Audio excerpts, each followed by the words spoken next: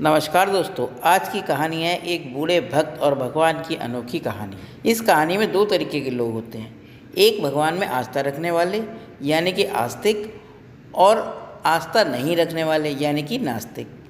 ये कहानी आस्था रखने वाले लोगों को ज़्यादा पसंद आएगी। हो सकता है इस कहानी को सुनने के बाद आपकी आस्था और ज़्यादा पक्की हो जाए।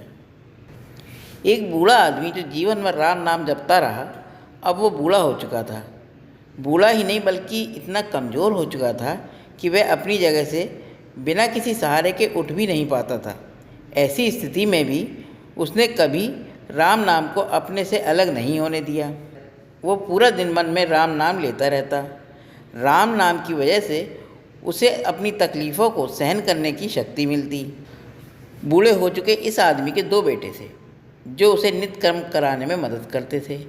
शुरू में बिना कहे कि वो खुद अपने बूढ़े बाप की सहायता कर दिया करते थे। फिर धीरे धीरे जब बाप खुद बुलाता था तब आते थे, लेकिन जैसे जैसे समय बीतता गया वो 2-3 बार बुलाने के बाद भी मुश्किल से आते और कभी कभी रात को ना भी आते। अब हालत ऐसी हो चली थी कि अक्सर बूढ़ा बिस्तर गंदा कर दिया करता था और जब तक उनके बेटों से सहायता ना मिलती ऐसे ही गंदे बिस्तर पर पड़ा रहता। बुढ़ापा बढ़ता जा रहा था, उसकी नज़रें कमज़ोर हो चुकी थी। इतनी बदहाली में भी उस आदमी ने राम नाम का साथ नहीं छोड़ा था। एक बार बूढ़े को नित्य कर्म करना था। उसने आवाज़ लगाई और अगले ही पल किसी ने उसका हाथ बड़ी कोमलता से पकड़ा और उसे नित्य कर्म करवाकर उसके बिस्तर पर लेटा दिया। यह अब रोज़ाना होने लगा। जब भी बूढ़ा आवाज़ देता अगले ही पल उसकी मदद करने के लिए कोई आता और उसे उसके सारे काम कराकर वहाँ से चला जाता। नज़र कमज़ोर हो चुकी थी, देखकर बूढ़ा उसे पहचान नहीं पाता था, लेकिन बूढ़ा जानता था कि यह उसके बेटे नहीं हो सकते और वह स्पर्श भी उनके बेटों का नहीं था। एक दिन जब बूढ़े आदमी ने अपने नित्य क्रिया करने के लिए अपने बेटों से मदद मांगी, तब अगले ही पल उसे फिर से वही मुलायम वाला स्पर्श महसूस हुआ। सारा काम खत्म करने के बाद बूढ़े आदमी ने उस व्यक्ति के हाथ पकड़ लिए और उससे पूछा, सच सच बताओ, आखिर तुम कौन हो? तुम मेरे बेटे नहीं हो सकते।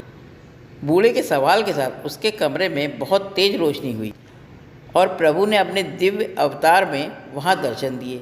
किसी भी वस्तु को बड़ी मुश्किल से देख पाता था, वही बूढ़ा भगवान के दिव्य रूप को स्पष्ट रूप से देखने में समर्थ हो गया। जिस भगवान का नाम वह पूरा जीवन लेता रहा, उसे अपने पास पाकर बूढ़ा उनके चरणों में गिर पड़ा और बोला, भगवान, मैं धन्य हो गया जो आपने मुझे साक्षात दर्शन दिए, लेकिन भगवान मैं बहुत शर्मिंदा हूँ क्योंकि मैंने आपसे मेरे नित्य कर्म करवाए। भगवान ने कहा, मेरे लिए ये सारे काम एक जैसे हैं। अगर वह काम मुझे अपने भक्तों के लिए करना पड़े तो मुझे सभी कामों में खुशी मिलती है। बूढ़े ने हाथ जोड़ते हुए भगवान से कहा, लेकिन भगवान, आप यह सब करने की बजाय मुझे मुक्त ही क्यों नहीं कर देते?